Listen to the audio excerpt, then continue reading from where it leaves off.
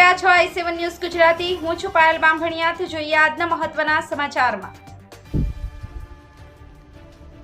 ભારતીય જનતા પાર્ટીના લોકસભાના ઉમેદવાર દ્વારા ખેડબ્રહ્મા ખાતે બાબા સાહેબ આંબેડકરની જન્મ જયંતિ ઉજવવામાં આવી।